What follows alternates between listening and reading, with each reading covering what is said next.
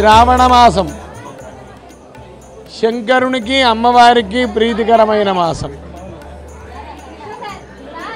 శ్రీకృష్ణుడు జన్మించిన మాసం. శ్రావణ పౌర్ణమి రక్షాబంధనం జరుపుకోవాలి.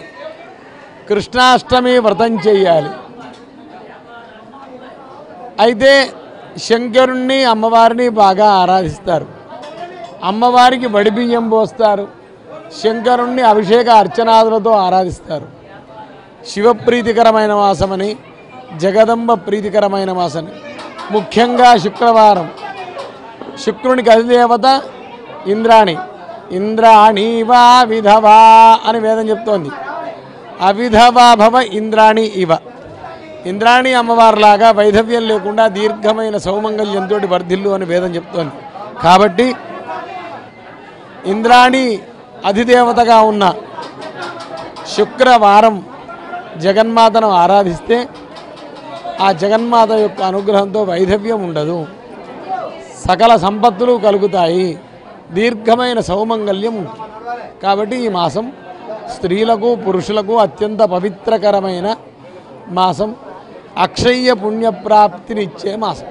భద్రకాళీ శరణం మమ జయంతి మంగళకాళీ భద్రకాళీ కపాలిని దుర్గా క్షమా శివా ధాత్రి స్వాహా స్వధా నమోస్తుతే. దక్షిణాయన కాలం ప్రవేశించగానే తొలేకాదశి నుంచి మనకు అనేకమైన విశేషమైనటువంటి పండుగలను మనం చూస్తూ ఉంటాము.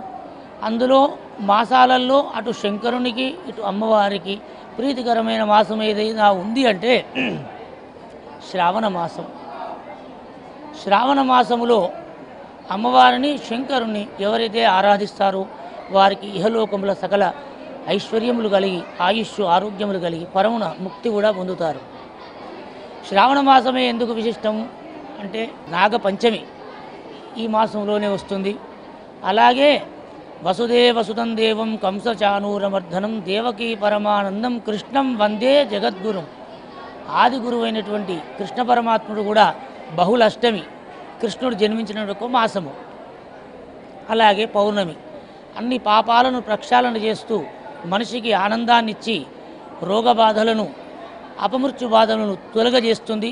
దాన్ని మనం ఆనాడు రక్షాబంధనముగా రక్ష కట్టించుకొని సోదరితోటి మన ఆయుష్ను ఆరోగ్యాన్ని పెంపొందించేటువంటి యొక్క పౌర్ణమి ఈ శ్రావణ పౌర్ణమి.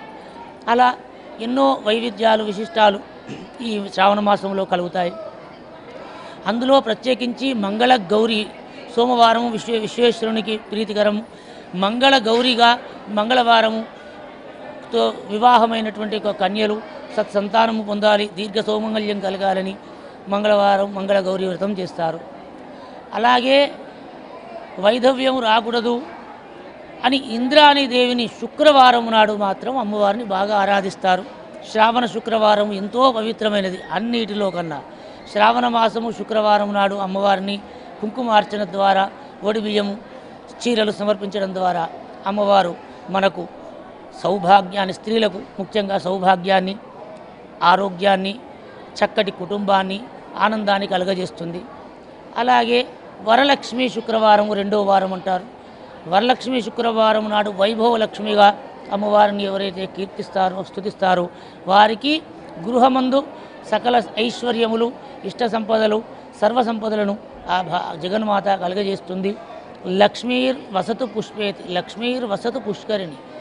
అమ్మవారు లక్ష్మీర్ వసతు ఈ అన్నిట్లలో ప్రతి ద్రవ్యములో కూడా ధాన్యలక్ష్మిగా, ధనలక్ష్మిగా, అష్టలక్ష్మిలోను మనం చూస్తున్నట్టుగానే అమ్మవారు ప్రతి పుష్పంలోనూ పుష్కరిణిలోనూ ప్రతి ద్రవ్యములోనూ కూడా అమ్మవారు ఉంటుంది. కాబట్టి వడిబియ్యము ధాన్యమును ధాన్యలక్ష్మిగా అమ్మవారికి వడిబియ్యం పోయడం ద్వారా మనకు సిరి సంపదలను ఇస్తుంది. పూలు పెట్టడం ద్వారా మళ్ళీ మనకు చక్కటి సిరి సంపదలను లక్ష్మీదేవి ఇస్తుంది. పుష్కరిణి జలాభిషేకం చేయడం కానీ, పుష్కర స్నానం చేయడం కానీ మన పాపాలను హరింపజేసి అపమృత్యును తొలగజేసి చక్కటి ఆయుష్ను అందజేస్తుంది లక్ష్మీదేవి. కాబట్టి శ్రావణ మాసము మొదటి రోజు నుంచి 30 రోజులు 30 విశేషాలు కలిగి ఉంటుంది. అన్ని పవిత్రమైన రోజులే. అందుకే పవిత్రోత్సవమని ప్రతి దేవాలయంలో సంవత్సరం పాటు ఏదైనా దోషాలుంటే తొలగిపోవాలని శ్రావణ పౌర్ణమి నాడే అమ్మవారికి అభిషేకం చేసి పవిత్రలు వేస్తారు. దాని ద్వారా దేవాలయంలో ఉన్న దోషాలు తొలగి అమ్మవారికి ఇంకా శక్తిని సమకూర్చి అమ్మవారు ఇంకా ప్రసన్నమూర్తిగా కనిపిస్తూ మనల్ని రక్షిస్తుంది. కనుక ఈ మాసము ఎంతో విశిష్టమైనది. శ్రవణము అంటే కేవలము మాసము విశిష్టము దర్శనము మాత్రములనే భగవంతుడు మనల్ని అనుగ్రహించడు. శ్రవణము అంటే వినడము. మంచి పురాణాలు ఈ మాసములో మనం విన్నట్లయితే దేవి భాగవతము, ఎన్నో మనకు రామాయణం, చాగంటి గారు చెప్పిన ప్రవచనాలు అనేకం ఈ మాసంలో శ్రద్ధగా మనం 30 రోజులు విన్నట్టయితే భగవంతుడి యొక్క అనుగ్రహం మనం కలుగుతుంది. భజన చేయడం ద్వారా కూడా మనకు చక్కటి ఆయుష్ కలుగుతుంది. భగవంతుణ్ణి జపించడం ద్వారా అంటే భగవంతుడు ప్రసన్నం చేసుకోవాలంటే కేవలం ఒడి బియ్యము పోసి శీలలు సమర్పించి ఒక నమస్కారం పెట్టిపోతే అమ్మవారు మనల్ని అనుగ్రహించినట్టు కాదు. అమ్మవారి గురించి పరితపించాలి. ఎంత ఆలస్యమైనా పర్వాలేదు జగన్మాతను దర్శించుకోవాలనే తాపత్రయం చేత భద్రకాళి శరణం మమ అని ఉచ్చరించి అమ్మవారి కోసం 1 గంట 2 గంటలైనా సరే ఆలస్యంగానైనా సరే అమ్మవారిని దర్శనం చేసుకొని అమ్మవారిని నామస్మరణ చేస్తూ కూర్చొని కొద్దిసేపు ధ్యానం చేసి కొద్దిసేపు అమ్మవారిని స్తుతించి అమ్మవారిని చూసిన కళ్ళను మనసులో నింపుకొని లోపల ఆరాధించినట్టయితే భగవంతు కటాక్షం ఏ దేవుడైనా సరే కలుగుతుంది. కనుక అందరూ కూడా ఈ శ్రావణ మాసంలో శుక్రవారము విశేషించి అమ్మవారిని అర్చించవచ్చు. మిగతా ఏ రోజైనా సరే అమ్మవారిని అర్చిస్తే అమ్మవారు మనకు విశేష ఫలములను విశేష సంపదలను ఆయురారోగ్యాలను మనకు కలగజేస్తుంది. భద్రకాళి శరణం మమ. ప్రతి ఆషాఢ మాసంలో శాకాంబరిగా దర్శిస్తారు. కానీ శ్రావణ మాసం అనేసరికి మనకు ఎన్నో మొక్కుబడులు ఉంటాయి. ఈ మొక్కుబడులను సమర్పించుకోవాలని మరి వరంగల్ జిల్లాలోనే కాకుండా చుట్టుపక్కల జిల్లాల నుంచి వేరే రాష్ట్రముల నుంచి దాదాపు 2-3 లక్షల మంది పైగానే అనుకుంటాను అమ్మవారి దర్శనానికే వస్తారు.